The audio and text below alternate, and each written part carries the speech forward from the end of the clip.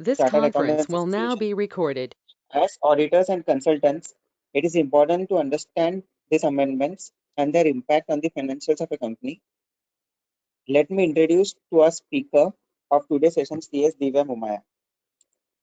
In today's corporate world, doing business with ethics and compliant way is the need of hour. And our today's speaker, Divya Mumaya, is on a mission to create dynamic, visionary, and futuristic boards and train pool of directors who will contribute to growth for their companies and country as a whole. She has vast experience of 16 years, out of which 4 years have been in corporate like BACL and Bombay Stock Exchange. She is a practicing company secretary by profession and a board mentor. She is also certified director from Institute of Directors. She started her journey with 3 clients and today she is serving more than 150 plus companies. She is member of prestigious organizations like GITO, IOD, IMC, TBIA, and BNI, and also committee member at GITO Navi Mumbai and very closely working for GITO Incubation Center as a mentor. She is also recognized as a committee member at IMC Navi Mumbai in just 3 months of her joining as a member there. And with all this, she is a proud mother of 2 lovely daughters, Abhiti and Dhriti. Her biggest support is her family, her husband, and wonderful mother-in-law. She is also working committee member of KDO CA Association, KDO B2B Committee, KDO Women Empowerment Committee, KDO Venture Catalyst Committee of Samast Mahajan. So please join me in welcoming Divya Mumaya for today's presentation. Please grab as much knowledge as you can. Divya Mumaya, the dais is yours. Request everybody to mute their audios.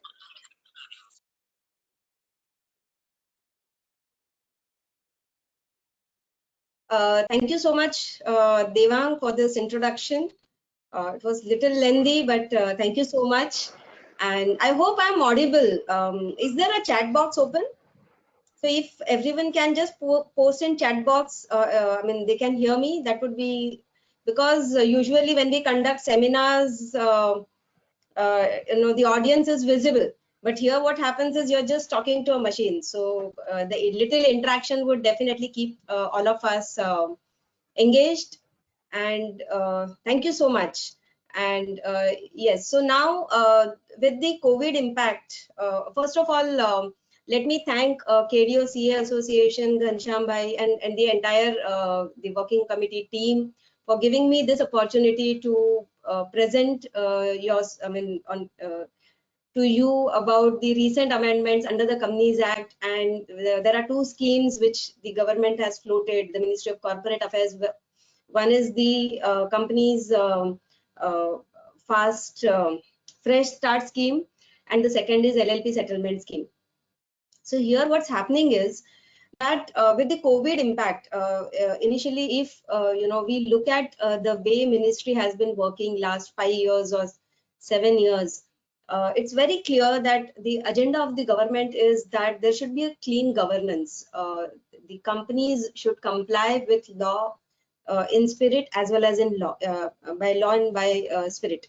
So what was happening is a lot of companies, initially the attitude of we Indians as that chalta hai attitude, so that was little taken aback when the government started enforcing law very prominently.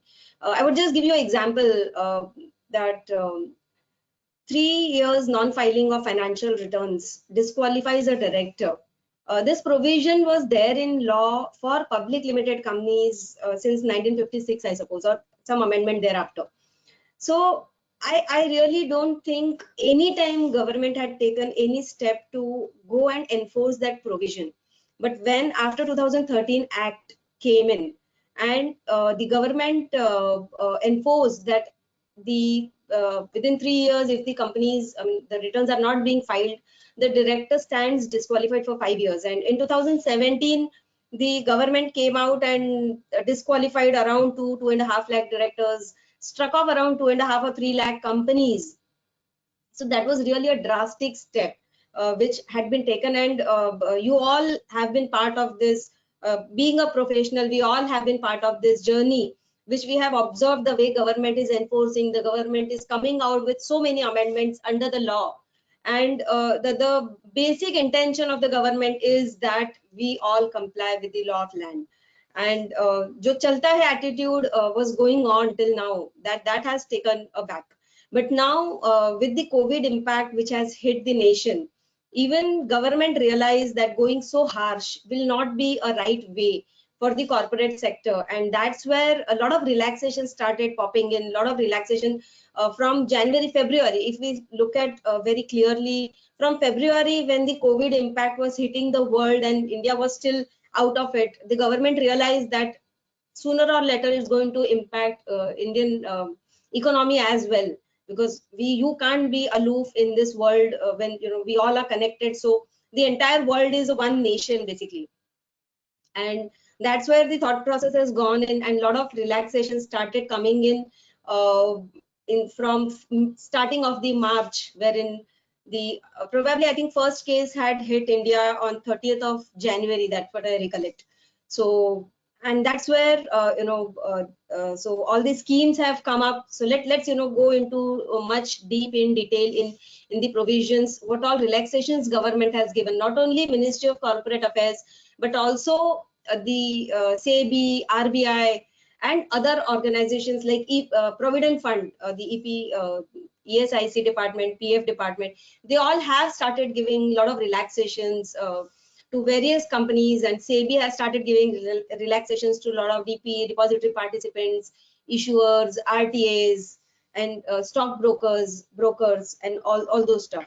So let's focus on the company law and what all relaxations have come up, and which are the very two prominent schemes which are helping which are going to help the corporate sector overall to ease out the compliance burden as well as the penalty burden. Compliance to karna hi hai, but easing out the penalty burden which they were really facing a big time issue. So we start here is with the first, the government has come out with the FAQ on the COVID as to how the CSR is going to be, which expense towards the COVID-19 when the organizations are doing will be hitting as will be categorized as a CSR and which will not. So there is a clear FAQ on the COVID-19 by the government, which is available on the website. So what I've done is, because this presentation also will be shared in our group, so what I've done is I've given also the links wherever possible, so that those notifications can be easily tracked by you all. So COVID-19 CSR, so basically what has happened is on 10th of April, government came out and said that the CSR, because that time the cases had started rising up, and that's where the contributions which are being made to PM Care Fund shall qualify as a CSR expenditure. But again, here they've very clearly mentioned that if it is going to be a Chief Minister's Care Fund or Relief Fund, it's not going to be the CSR. So such guidelines are very clearly defined by the ministry, and they have posted everything on the website of the Ministry of Corporate Affairs. Now, contribution to the State Disaster Management Authority to combat against the COVID-19 is also categorized as the CSR expense if the companies are doing it. And any amount of activities which the companies are spending through some NGOs, through societies, through trusts, they all will be qualifying as the CSR expense. Now here, most important thing what they have come out is that as we all know, the amount what the companies spend for the betterment or welfare of the employees, the workers, the contractual workers doesn't qualify to be a CSR activity. But here they've gone beyond and said that the normal wages what they're eligible, and if you're paying them, that will not qualify to be a CSR expense. But any ex gratia payment which is being made to the temporary casual workers, daily wage workers, over and above what they are eligible, or what the companies are disbursing as the wages, so that amount over and above ex gratia will be qualifying as a CSR. So this is a really welcome move. We all know daily wage workers have been probably the most hit in our country as far as the earnings and is concerned. So let's talk of the amendments and relaxations which government has given. So first and foremost amendment, because we all probably have locked our offices on after 15th of March, and this was the first notification which came by the government, because this was the last quarter of the meetings, and most of the companies hold their board meetings in this last quarter to comply with the provision of 4 yearly meetings. So this was the first relaxation which came instantly, was the exemption from the physical presence of the directors. That directors, if they are not able to come to the meeting, they would be and they are attending through video conferencing, still their presence would be counted, and the video conferencing meetings would be allowed even if all the directors are not physically present. So this was the first relaxation which came in. And on the 24th, again there was list of list of the provisions which were exempted or which were relaxed. So the another provision was that as we all know that there has been between two board meetings, the gap should not be more than 120 days. So because now many companies would not be able to hold the meetings, or they had hold the meetings in December or early November, and they would not be able to hold the meetings in March or April. So they have relaxed the provision of 120 days by another 60 days period. That is, the total period will be 180 days, and this is only for till 2 quarters. So 2 quarters, if we count from the April, so it's going to be till 30th of September. Now they also came out with I think we all know that KYC has now become a regular yearly norm for all the directors. Every director has to compulsorily compulsorily do their KYC year on year. It's a web-based KYC. It's very easy process, but yes, still they have to do it. So if you don't do the yearly KYC within 30 days, there is a penalty of 5,000 rupees and 10,000 rupees. So here the exemption is because a lot of directors were not able to do the KYC compliance for the previous year, and they realized that it's always not going to be effective if we keep on imposing penalties for very minor matters. And that's where they came out and said that there will be no penalty for the directors if you're doing the KYC for all the directors, for yourself as a director. The next was the CAR form which came in, because with the COVID impact, government wanted to ensure that the companies per se, as the corporate citizens of India, they're complying with the provisions of the COVID. There are a lot of guidelines which are issued under COVID about the office hours. About sorry, have I missed out on anything? Any question? No, please continue. So, yes. So there was a form deployed purely for the confidence building, because most of the corporates, I mean, there are a lot of people who are employed by the corporate sector, and there was a lot of fear that companies would be retrenching employees, companies would be not be paying to the employees if they are not working. So there was a lot of hue and cry into the corporate sector, and that's where government came out and said that all the corporates have to compulsorily file this form, not compulsorily, but it was voluntarily. Now, out of around 12 lakhs companies, hardly 2 lakh companies, 2.07, that's what I was going through the statistics. The list is completely available on the ministry's site. All 2 lakh companies, 2 lakh 7,058 or something companies, their names are available, that these companies have complied with this CAR form. So you can check if your company has filed it or not. But the due date has been over. This form was supposed to be filed by 30th of March. There was no penalty as such after that, and I'm not sure whether we can still file it or is there any requirement, but this form requirement has been over as of now. Now, also Investor Education and Protection Fund, there were a lot of forms which were required to be filed, IEPF 1, 1A, 2, 3, 4, 7. Again, there was an e-verification of claims, because here what happens is when the shares are transferred to the Investor Protection Fund, there are the provisions which is IEPF accounting audit transfer refund rules which came in 2016. So this form was supposed to be, all the forms were supposed to be filed for the year ended 31st of March. So without additional fees, these forms can be now filed till 30th of September. Now, with respect to the deposits, what has happened is whenever the yearly basis, the DRR has to be created on or before 30th of April every year. So this is extended, this creation of deposit redemption reserve. The date has been extended till 30th of June. Requirement of investing or the deposit at least 15%. So what was happening is whenever the companies were issuing deposits, debentures, and if they are maturing before 30th of April, the company has to have 15% of amount compulsorily to be deposited. So this extension, this date has also been extended till 30th of March. Now, there has been waiver for additional fees on the late filing of all the forms. So there is a complete list of forms which can be filed under this waiver of the additional scheme. So all these forms, I mean, all the additional fees.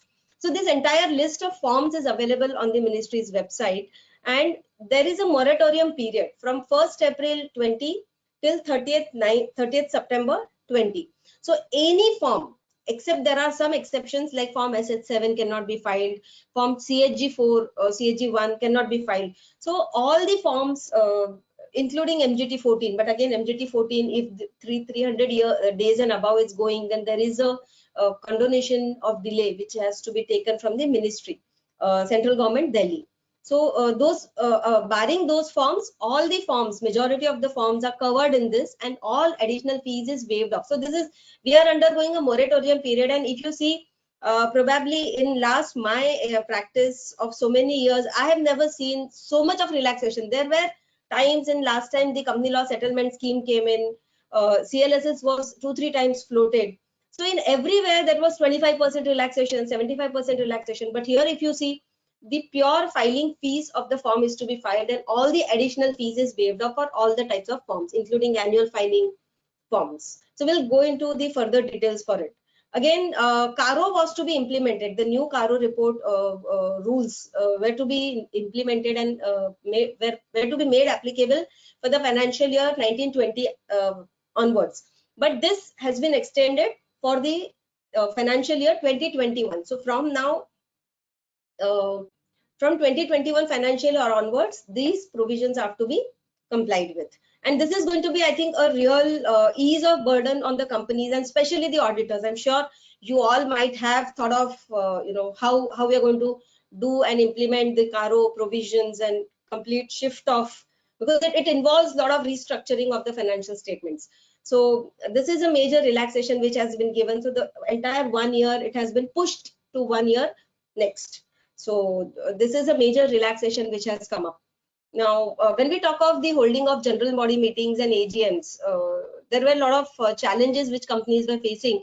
As to many companies who have foreign holding companies, they follow the financial year ending 31st of December, and within 6 months they need to hold their general body meetings. So the relaxation for such meetings has been given till 30th of September 2020. They can hold their annual general meeting.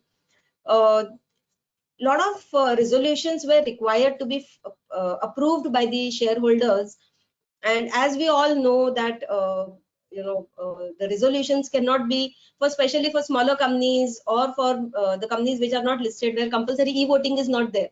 So such resolutions could be now passed through video conferencing. Initially, for other than unlisted companies, the video conferencing approval of shareholders was not there. So this is a major relaxation which has come, and I'm sure other than the accounts approval, so those matters will not be covered, and this is only for the extraordinary general meetings for the resolutions which are other than the ordinary business. So when we talk of ordinary business means the accounts approval, the auditor appointment, the dividend declaration, and the retirement by rotation. So approving the director's appointment by retirement by rotation. So these are the ordinary businesses defined under the Companies Act. So any resolution which is beyond, which is not a ordinary business, the resolution can be passed, either it is special resolution or ordinary resolution. So this is very clearly mentioned, and this will really help companies to pass any resolution, probably sale of assets, substantial sale of assets, even appointment of the directors in the position of independent directors, because a lot of public limited companies, if their turnovers are exceeding the limits of 100 crore or 300 crore for women directors. So they are required to pass those resolutions. So here is a relaxation given, and all the resolutions can be passed through video conferencing.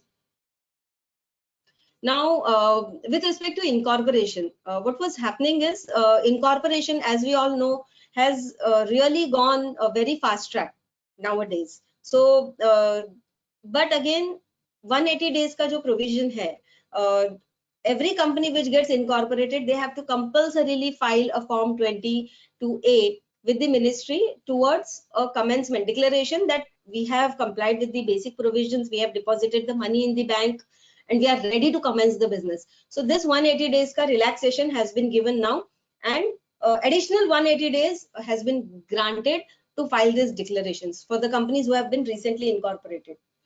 Now, relaxations in the new formations, will come to that in the next slide, which has been given that if the name is approved, 20 days extension will come to that next slide. Then there is one more criteria of non-resident the directors who are in India, resident directors. Every company should have one resident director in every continuously in every financial year. So here what was happening is a lot of directors who might have traveled abroad and were not able to come back. So this 182 days minimum criteria has been relaxed. So there it's very clearly mentioned that it will not be treated as a non-compliance if they are not complying with this provision. So here I was talking of that whenever there was name reserved, so 20 days extension has been given, the names are approved, the names are reserved for 60 days for change of name. In case there is a change of name, it's reserved for 60 days, and if there is a fresh incorporation, the name is usually reserved for 20 days. So the extension of 20 days has been granted when the name is reserved for 60 days. 60 days ke beyond 20 days, the extension has been granted. For resubmission, a lot of forms were opened for resubmission, but people were not able to file it, resubmit the document. So there again, additional 15 days beyond 3rd of May, because everywhere the lockdown is till 3rd of May. So these 15 days, 20 days is beyond 3rd. So probably that will end on 23rd of May. So till 23rd of May, we can resubmit if any form has been opened for resubmission. I'm not sure how is going to happen, because I have been hearing that in Maharashtra at least we are expecting lockdown to be extended till 18th of May. I'm not really sure whether it's genuine news or not, but if that happens, so probably we'll have to write to ministry to even extend this 20 days further, especially in the resubmission cases. And resubmission validity, again the same applies for LLPs. LLP, the name is reserved usually for 3 months, that is 90 days for the new incorporation, and 90 days for the name if there is a change of name. So this is again extended for further 20 days. If the 90 days period is expiring during this period, then it will be extended beyond 20 days beyond 3rd of May.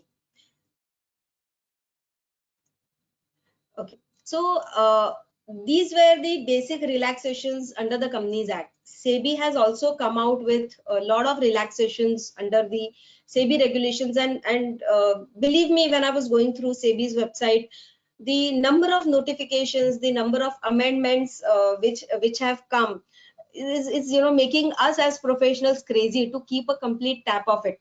So SEBI wide circular starting with on 27th of March came out for the first time, and on substantial acquisition of shares and takeover, because we all know whenever there are listed entities, the yearly compliance of the disclosure has to be done by all the promoter entities. So this is usually within 7 working days. So usually we take it as 9th of April is the due date for this compliance, if we exclude Saturdays and Sundays, because it talks clearly of working days. So this period has been extended till 1st June. Continuous disclosure under regulation 30-32, so 31 and 32. So these disclosures and disclosure of encumbered shares. So if there are the encumbered shares, then that disclosure also is required to be given. So all these disclosures, now the extended date is the 1st of June. After that, regulation 49, which talks of the half yearly certificate, which needs to be obtained by a from a practicing company secretary. So here also, usually the date is within 1 month from the end of the quarter or the half year. So here the date has been extended till 31st of May. There has been also one more relaxation which is given, is related to the holdings of the AGMs by top 100 companies. We all know there was a recent amendment which said that top 100 listed entities will hold the annual general meeting within 5 months from the date of closing of the financial year. So this again has been, for this particular year, has been extended. For all the companies, it is 30th of September anyways. But for top listed entities, the date was within 5 months from the end of the financial year. When we talk of the regulation 19, that is nomination remuneration committee, 23A talks of the stakeholders committee, so and the risk management committee under regulation 21. So these are the committees which which needs to hold at least one meeting in a financial year, and the due date for all such committee meetings is 31st of March. So this has been extended till 30th of June 2020. Now what happens is, half yearly there are certain reportings which needs to be done, like shareholding, the certificate has to be given, a compliance certificate has to be given on the share transfer facility, and this is a half yearly certificate, and within 1 month from the half year end. So 30th April is the usual due date for this, which has been now extended till 31st of May. And the statement of investor complaints also has to be submitted to the stock exchange. So here 21 days is the usual timeline, and which has been extended till 15th of May.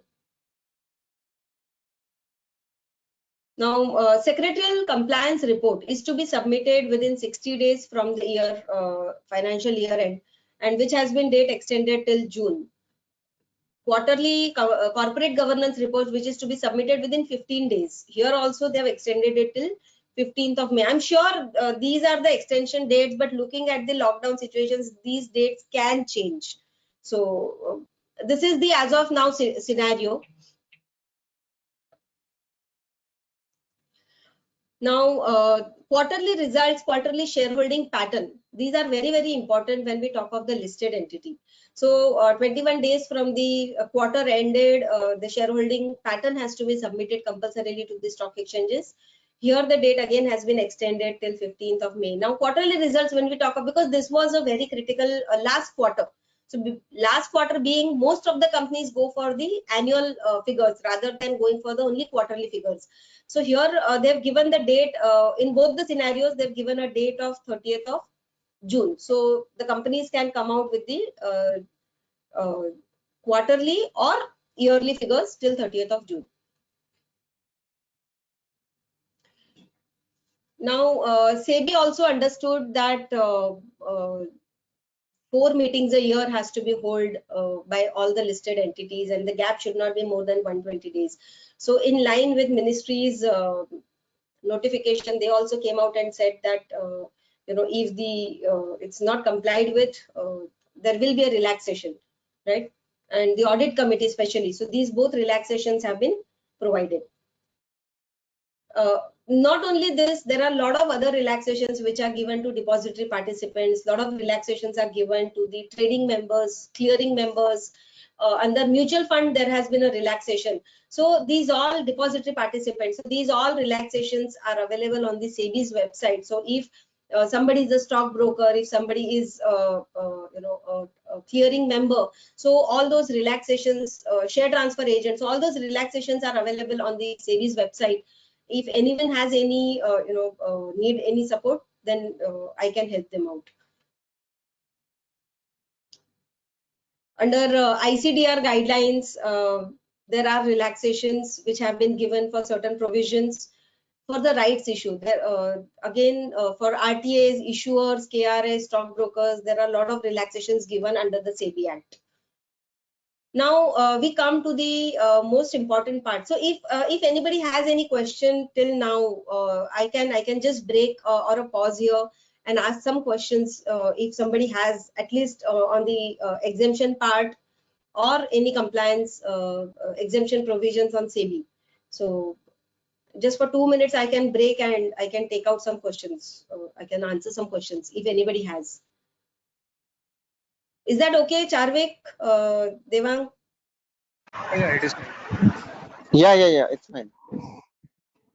Because now we are going to enter into the scheme, the company fresh start scheme and the LLP scheme. So if anybody has any questions, I can surely answer. Anyone?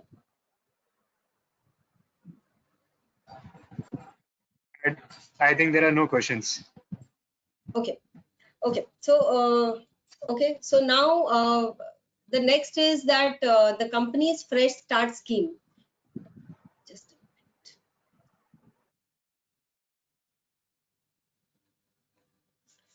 minute. What has happened is, as I already mentioned, last 4 or 5 years, 2017 or 2016 rather, the government has really gone, or Ministry of Corporate Affairs has really gone very aggressive on the compliance and ensuring that the companies are complying. Even for that matter, stock exchanges, SEBI, the penalties, the amount of penalties which companies have been paying has gone enormous high. Now, ministry has been receiving a lot of representations from the stakeholders. I mean, we have been writing to the ministry for a long time to come out with some scheme, some relief. Believe me, when we have gone to NCLT for revival of the companies, NCLT has charged companies for non-filing. Forget about the ROC fees, 100 rupees per day, that was there. But NCLT has been charging 50,000 per year. So if the companies have not filed returns for last 10 years, they would be paying roughly not less than 5 lakhs to 7 lakhs the penalties to the NCLT. Then there has been a per day penalty of 100 rupees on one form. And just imagine for 10 years they've not filed 20 forms. So if we calculate the amount of penalties had been really enormous. A lot of stakeholders have returned to ministry to come out with at least one opportunity for all the companies. And last time also CODS scheme came in. CODS scheme was hardly there for 2-3 months, and that was a shock. September 17, ministry started striking off the companies, disqualifying the directors, and there were a lot of hue and cry amongst the corporates, all the at least companies who were struck off, the directors who were disqualified. So that time government came out with a window which was very, very small, hardly 3 months. And we have seen companies coming in later on and saying, oh, we didn't know that such scheme had come. So this window was really very small and many companies could not take benefit. So based on a lot of representations, the government also realized, and again, probably I always believe whatever happens for good. So this COVID, impact on the Indian economy. So government realized that if we continue the same approach towards the compliance, so this will not be a right approach to help the corporates. And again, next 1 year or 2 years, the entire Indian economy is going to be impacted. So how are the companies or corporates going to pay the penalties what we have been laying off? So here, this was the basic theme, after which the company's fresh start scheme has been launched. And there has been a very detailed document on this scheme which has been there, and I would share that scheme particularly in the group as well for everyone's benefit. So the scheme has been very, very simple. What they've said is that it's going to be in force from 1st of April 2020 and it's going to remain in force till 30th of September. So this 6 months period is a very, very long period for a lot of companies to avail this. As last time what had happened is it was hardly 2 months or 3 months the CODS was opened, condonation of delay scheme, which company had last time came out, the ministry had come out. So now this 6 months window is really going to help a lot of companies, and I think we as professionals, our role becomes very, very important to let more and more companies know that the government has come out with this scheme. Please take benefit of it and come out. There is no penalty, there is no, I mean, there is going to be a lot of immunity from the prosecution, the penalties, and all the companies, if I mean jo sare paap hue wo sare paap aapke ek saath aap dho ke you can come out clean. So this is going to be the ultimate object of the scheme, and that's what it says, that it's a fresh start. So whatever you have done, all said done. Now let's start afresh, be a compliant company, and let's start filing all the returns on time henceforth. So this is what ultimately the intention of the ministry is behind coming out with this scheme. So again, the scheme has been divided into two parts. One is the fresh start scheme under the Companies Act, and the another, because a lot of businesses are running under the Companies Act, a lot of businesses are running under the Limited Liability Partnership Act 2008.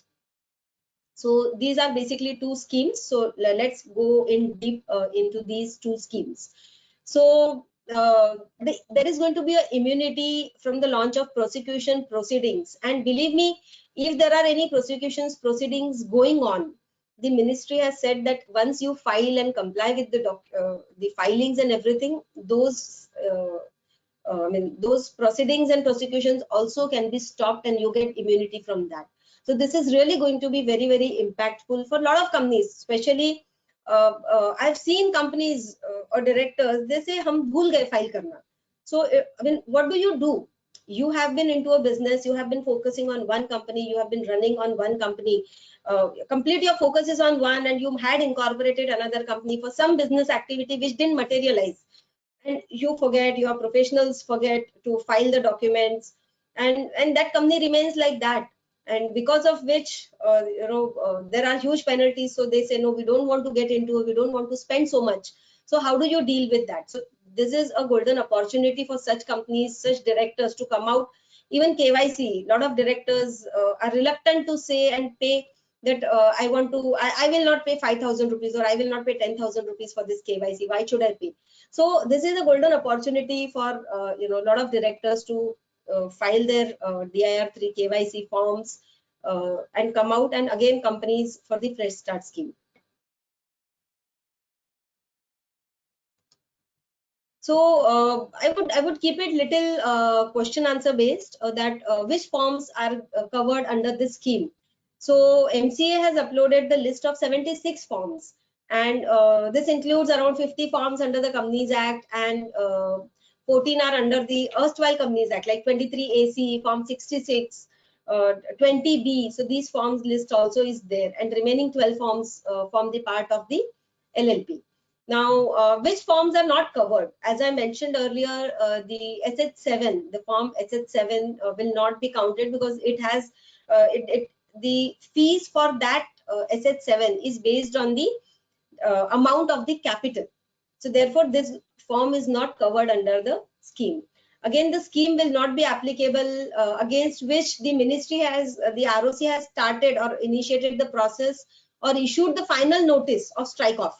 The company which has not yet been struck off, but the final notice has been issued. There are 2 or 3 phases of the striking of the company, that ROC sends STK 1 notice and then the another notice. So STK 5 is the last notice which ministry issues, which says that now your company is struck off. So if that notice is not issued, then companies can still go and avail the benefit of this scheme. Where the companies suo motu have filed the application for striking off, and those companies cannot avail this scheme. The companies, there are a lot of companies which get amalgamated, but the amalgamation is not effected on the ministry's side. So such companies will not be able to take benefit of this scheme. And if the companies have filed the application for being a dormant company, then such companies will not be able to take the benefit of the scheme. And lastly, to vanishing companies. So there is a list, there is a clear definition of the companies, vanishing companies, which has been clearly defined under the law. So such companies will not be able to take benefit of the scheme. Now, what is the effect? What is the effect of the immunity which is granted? So this is a moratorium period of 6 months, and whenever there will be so any prosecution is going on against the company, or the ROC has filed case with the magistrate court, because the process is that they issue 2-3 notices, and if no response is received, they immediately go and file the case against the company with the magistrate court. So such matters will be taken back by the ROC, Registrar of Companies, and such immunity will be given to all the companies. Now, there will be, as I said, no additional fees will be charged on belated filing of any documents, irrespective of the time of pendency. So, recently I came across with some company which had not filed the returns for 2007, 2008. So, from 2006 onwards, even before that, but now what is happening is even ministry doesn't have a very much concrete data on 2006 के पहले के जो filings है. So we presume that from 2006 onwards, all the filings are visible on the ministry's website. So at least वहाँ से filing up to date रखना is very, very important for all the companies. And as you all know, form AOC 4, that is erstwhile form 23AC. So AOC 4 20B, which is MGT 7 now. So all these two specifically forms carry the penalty of 100 rupees per day. Now, if the company is from July 2018, from July 2018, there is 100 rupees per day. Till that, there was a normal fees. So the system, the ministry has its own system of calculating the fees. It also calculates in the same fashion. So there is no additional fees going to be. So agar 500, 600 is your normal fees, that's the only fees companies have to pay. There is no additional fees overall. And this is a moratorium period I already mentioned is 6 months from 1st April 2020. Now, foreign companies, yes, foreign companies also the scheme is applicable. Government has not differentiated between the Indian companies, foreign companies. And when we talk of the list of forms which are applicable, to which the scheme is applicable, the FC1, FC2, FC3 are also covered in that. So this means that the scheme is also available to the foreign companies. Now, can the deactivated directors activated through this scheme? Now, this is clearly, if the directors have been deactivated for non-compliance of KYC, they have to comply with KYC, they have to file it. There is no penalty for KYC compliance. INC 22A companies have to comply with active form, and then they can comply with all the other filing forms, and they can take the benefit of the scheme. Now, yes, as I mentioned that for any previous year from 2006, even prior to that, if the companies have to file forms for 90s and 2000, that period, they also, those forms also can be filed under the scheme. So earlier, prior to the new act came in, that is in 2013. Prior to that, all the forms will be filed in form 23AC, for example, for the annual accounts, and 20B in the annual return. And after that, the forms will be filed in the AOC 4 and MGT 7. Now, any separate AOC 4 or MGT 7 to be filed under the liquidation. So if the companies are under liquidation, they don't have to file. If the companies have to, whether CFS is applicable to the companies which have been automatically struck off due to non-filing. So if the companies are struck off, it cannot be, the companies cannot file the forms because the status is struck off, and ministry will not, MCA site will not accept the document. So they have to approach NCLT for revival of the companies. Once they get revival of the companies done from the NCLT, they get the order. After that, they'll have to approach ROC to activate the company from the struck off company status to the active in process. So what they do is, till the time you comply, till the time companies comply with the provision, they make the status as active in process. After that, everything has to be filed by the company, and then the status of the company changes to active. But if the directors are disqualified under the provisions, the disqualification will not be removed under the scheme. So deactivation, if there is a deactivation due to not filing of KYC, it can be activated, but the company cannot, or the directors who have disqualified, they cannot be made directors again. Now, filing of MGT 14, now as I already mentioned that if it is beyond 300 days, the condonation is required. But AOC 4 for n number of years can be filed in.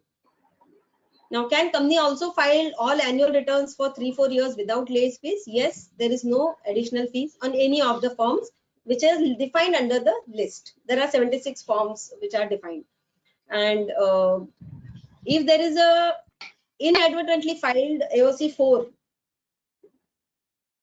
now that has to be marked as defective by ROC. So if I've seen many forms. If there was a consolidation mandatory and the form has to be selected that the consolidation is applicable. If there is a subsidiary, then consolidation is applicable, yes or no. Many companies, if it is applicable and they say no, without consolidation AOC4, it gets filed, CFS.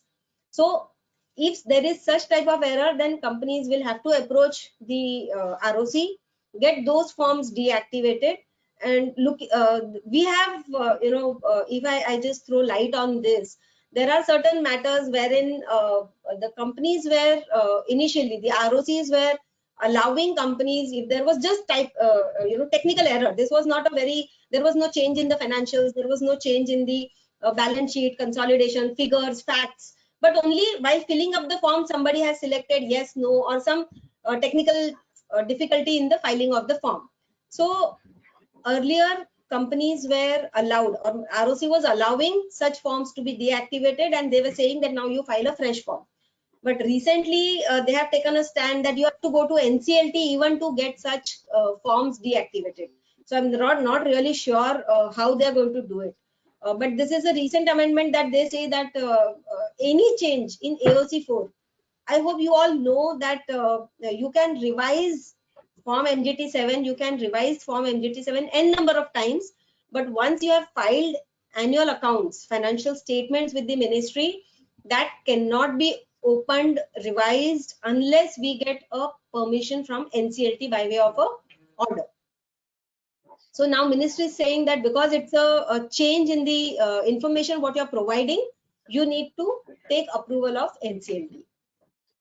Now, in case of the companies whose status as per MCA is active, but who all directors are disqualified. So what happens is, if all the directors are disqualified, company wants to file, company remains active. Why the company remains active is because the company had some loans taken.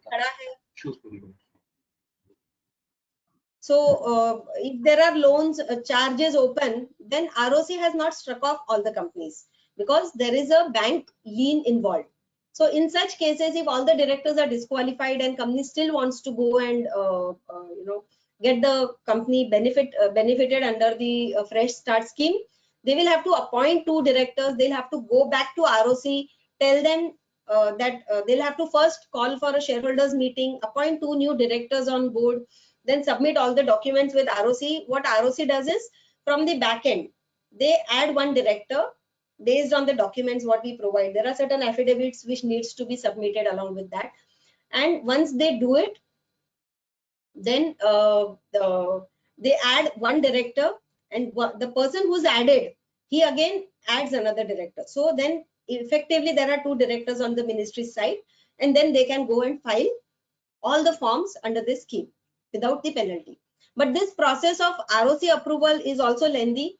They take a month's time. So looking at, because we are already standing at the end of April, the scheme has already taken 1 month of its immunity, the moratorium basically, and we have now left with the 5 months. So if we take, if we prepare, if we plan today, we still have 1.5 months for such companies to go to ROC, get the 2 new directors on board, and then go ahead and file it. So if the companies are struck off and they want to avail the benefit, then they'll have to approach NCLT. NCLT also may take 1 month to 2 months. Once the NCLT gives the order, then ROC will take its 1 month more to add 2 new directors, because most of the companies who are struck off, their directors also might have been disqualified. It would be very, very fewer cases where the companies have been struck off but directors are active. So these all things will have to plan out our time very, very effectively if we want our clients to be to avail this scheme. Now, anybody has any question, any doubt on the company fresh start scheme? I can pause here. I can take out those questions and then we can move ahead for the LLP. Any questions?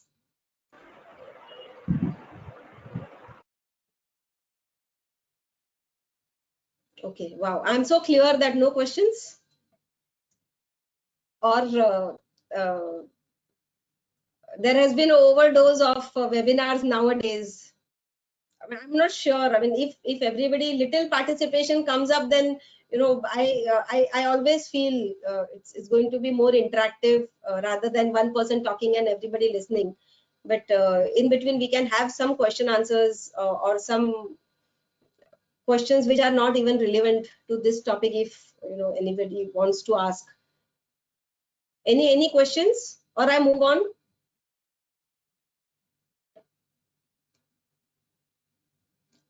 Yes, Neeta has one question. Please Yeah, unmute we have yourself. got one question. Yeah, Nita. Yeah. Yes, Neeta will. You can unmute yourself and speak.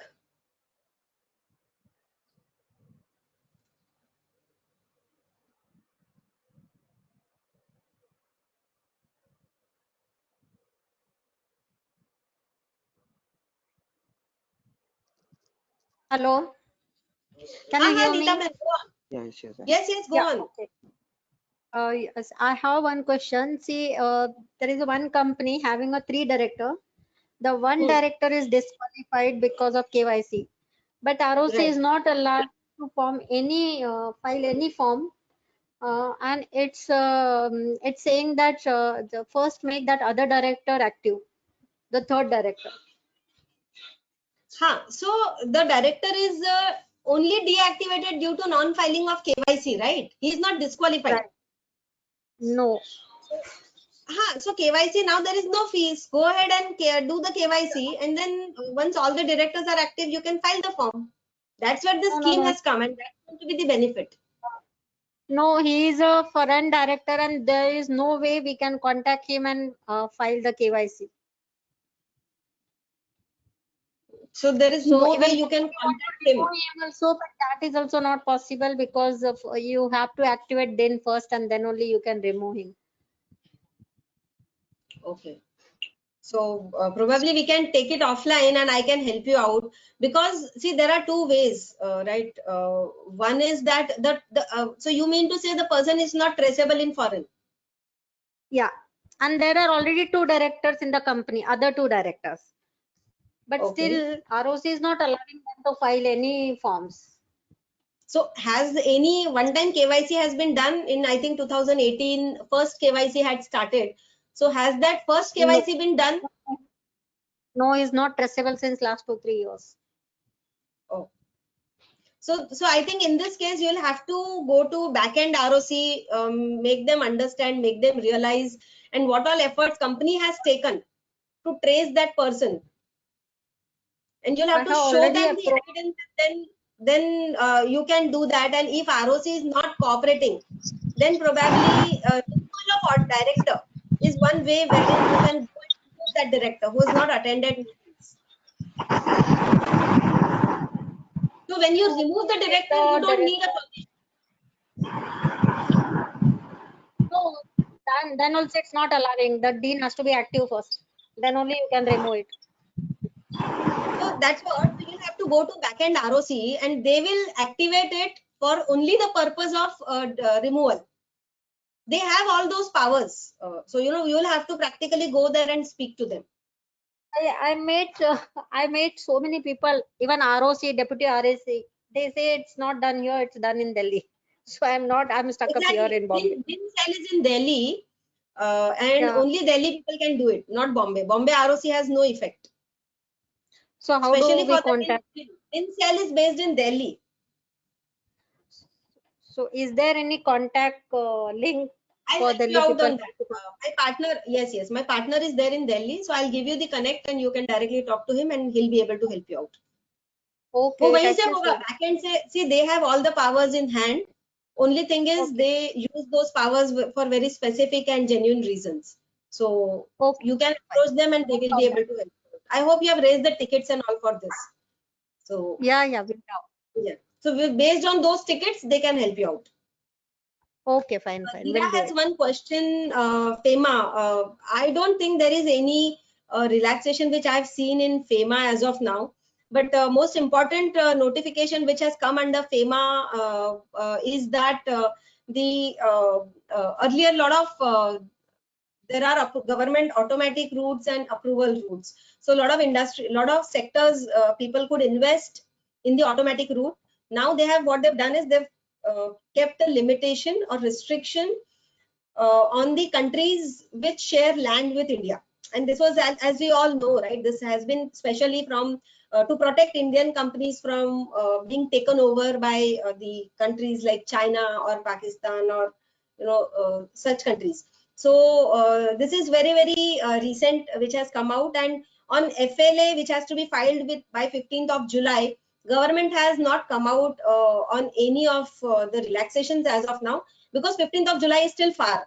So we can expect such, if there is going to be the extension in lockdown, we can expect such relaxation to come up probably in the first week of June or by mid of June. So that time only we'll come to know about this. As of now, there is no relaxation under FEMA for FLA. FLA is the foreign assets and liabilities. The return which has to be filed by all the companies who have the foreign investments in their companies or who have invested in foreign. So whatever liabilities or assets they have created in the foreign currency, foreign exchange, so these companies have to report to RBI on annual basis.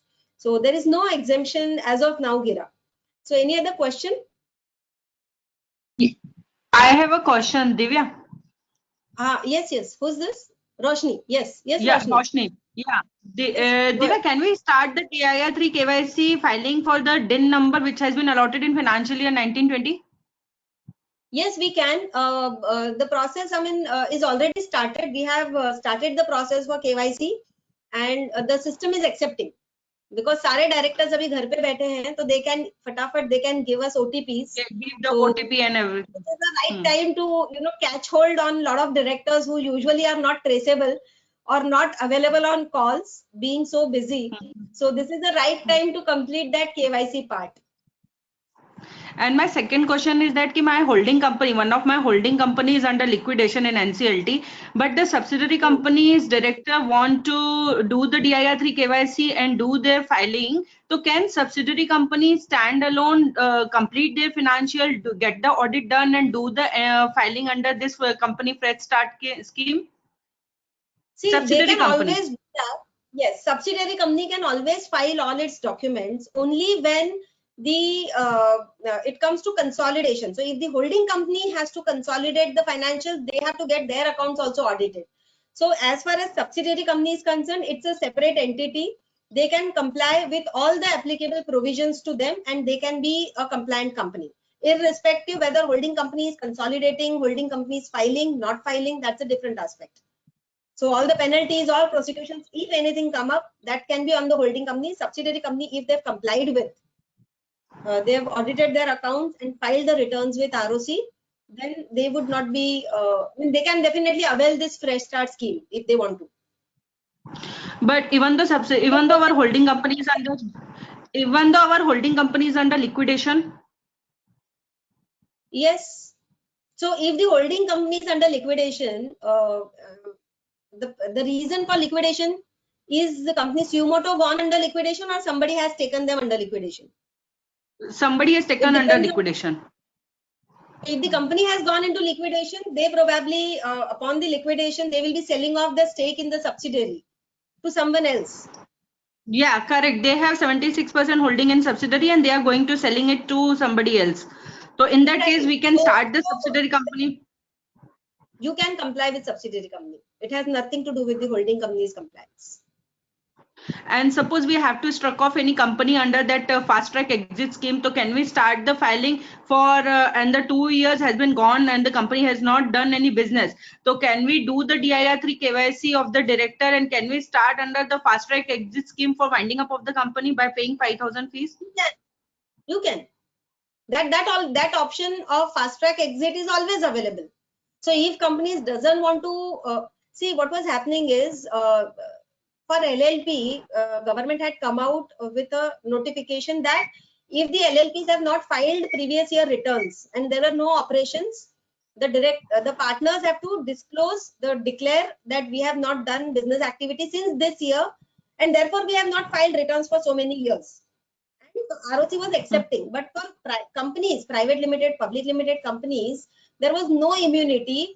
If you have to struck off the company today, you have to comply with, you have to file all the returns till today, then only you can file the closure, that is the FTE form or the STK form. So the companies can take benefit of this scheme, file all the returns without penalty, and then close down. Thank you. Thank you. Any other question? I'll move on. Okay. So yes. So now we come to the LLP settlement scheme. The scheme has come into force from 1/4/20. Initially, this was applicable only till 13th of June 2020, but the another notification came in, and after which this scheme is now extended till 30/9/2020. So initially, what was there, that for some period from the March till 31st of March, if the companies were filing, the LLPs were filing the forms, there was no penalty. But after that, there was a penalty of 10 rupees per day. But what has happened is, with effect from 30th of March, they came out with another notification, and the entire scheme was extended, and with zero fees, zero penalty till 30th of September. Now, defaulting LLPs which have not filed their returns, I know so many companies. Now we have to come to LLP. So there are so many LLPs who were incorporated, which were incorporated in 2008, 9, 10, 11, 12, and they were not aware that so many returns have to be filed. And from day one, the LLP Act came in. They have a provision of 100 rupees per day since 2008. So when they were, the partners were seeing, okay, itna sara penalty hai, they were not going ahead and filing it. The ministry also started a drive, the way they have struck off the lot of companies, they have started drive to struck off lot of LLPs also. But then, as we all know, that government realized that it's not absolutely right to struck off the companies, and there is again opportunity to be given.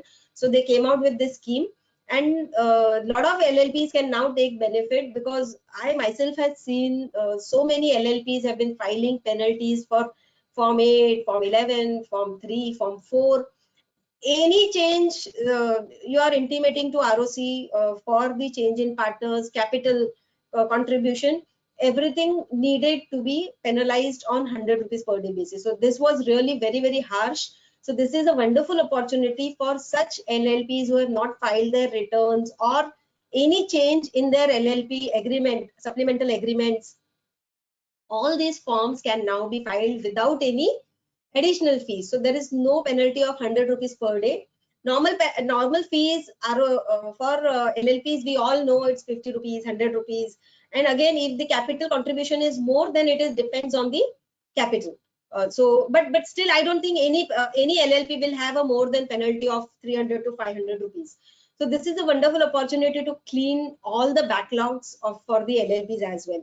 The scheme shall not be applicable to those LLPs who have already applied for strike-off. So as if the LLP has gone ahead and made application under Form 24 suo moto, so this scheme will not be applicable to them, and they will have to now struck off, and the promoters will have to start new companies if they wish to. Now, as I already mentioned, there was a till 16/3 to 31/3, there was one-time relaxation, and after that, initial scheme was in two parts, but now they have come out on 30th of March, the new notification came in, and this scheme has been made applicable to all the LLPs. And here is going to be most important as immunity from prosecution by registrar. Registrar cannot start prosecution if the companies or if the LLPs have not filed their returns. And Form CFSS has to be filed by the companies in case of companies, the scheme, and Form LLP settlement scheme. There is a specific name to the form. This has to be filed to avail this immunity, without which the immunity will not be there. And government will, Ministry of Corporate Affairs will issue immunity certificate after this compliance with all the provisions. Now, let's also keep this FAQ based, which will help you all to understand, and if there are any questions, we can take them later on. So the scheme is applicable to all the defaulting LLPs. When we talk of defaulting LLPs, any LLP which has not filed Form 8, Form 11. Form 8 is your annual accounts, which the LLPs have to file. Form 11 is the annual return, which is to be filed if there are any changes in partner, if there are changes in contribution, if there are changes in profit sharing ratio. So all these things will form part of the scheme. So Form 8, Form 11, there are different types of forms which are given. Form 5, Form 3, Form 4, these all forms will be forming part of the scheme, LLP settlement scheme. Now, as I already mentioned, the companies who have, the LLPs who have gone ahead and made application for striking off, the scheme will not be applicable to them. Now, when we talk of defaulting LLP means the LLPs which have failed or defaulted in filing of the documents. Belated documents, again, when we talk of those documents which should have been filed on certain date and have not been filed, will be called as belated documents. So Form 8, Form 11 will be called as belated documents. The scheme is open from April till September. Now, what are the benefits available under the scheme? Very, very important is that belated documents can be filed without any additional fees, and there is immunity from prosecution for all the LLPs and the partners as well. Because a lot of provisions under the LLP Act, there is a special section, I think section 63 of the LLP Act, which has given power to the ministry to make certain provisions of Companies Act applicable to LLP.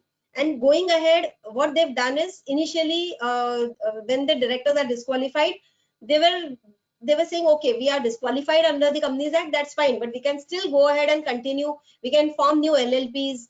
So this was pretty normal. But now recently, what I've observed is ministry is trying to, I'm sure they've not yet done it, but they're trying to enforce or use that section 63 of the LLP Act to enforce certain provisions of the Companies Act to the LLP Act. So this is going to be really difficult if the companies or if the LLPs don't avail this benefit of the settlement and come out clean by filing all the returns. Now, what are the consequences of non-filing? Yes, we all know there will be a action taken against such companies who, in spite of giving all the immunity, are not filing the returns. The LLPs, such LLPs will be struck off, and also the action will be initiated against the partners of such LLP. So this is all about the LLP scheme, and there are the list of LLP forms which is available on the ministry's website, which says which forms can be filed and which forms cannot be filed. So most of the forms under LLP are eligible to be under the LLP settlement scheme. Whether there is a change in partners constitution, Form 3, Form 4. I've seen many LLPs which have not even filed their Form 3 since incorporation. Usually the process of LLP is that once the name is approved, then the LLP is incorporated. After the LLP is incorporated, within 30 days, the LLPs have to file the Form 3 towards the LLP agreement. So many companies miss out on that, and if you have not filed the return Form 3, the companies are not able to file their annual returns also, because that's the form which tracks the capital, the partners ratio, profit sharing ratio, the terms of the LLP agreement. So if the companies have missed out on that form, which is very, very important and critical for LLPs, this is a golden opportunity for that. So here I end my presentation, and I would now open this for the question and answer if anybody has.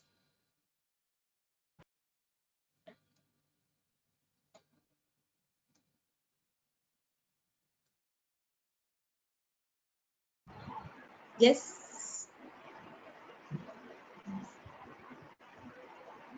Any questions?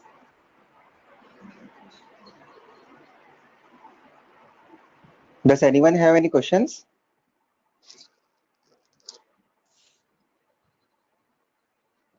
I think most of the questions, I mean, the schemes are really very, very simple. Government has this time, I mean, to my surprise, has kept this very simple. कि कुछ भी form file करना है, अगर आपने नहीं किया है, avail this settlement scheme. in case of LLP, and avail this fresh start scheme in case of the companies, private limited, public limited, listed. Whatever forms have not been filed, please file those forms, including past 3, return of allotment and all those returns. So please file those forms and come out clean. So a wonderful opportunity for the companies. And I think as a professional, we all will have to spread this a lot amongst the companies whom we are helping, to come out and comply with everything and come out clean. That's very, very important, because once the schemes are over in September, believe me, they will start a fresh drive of disqualification.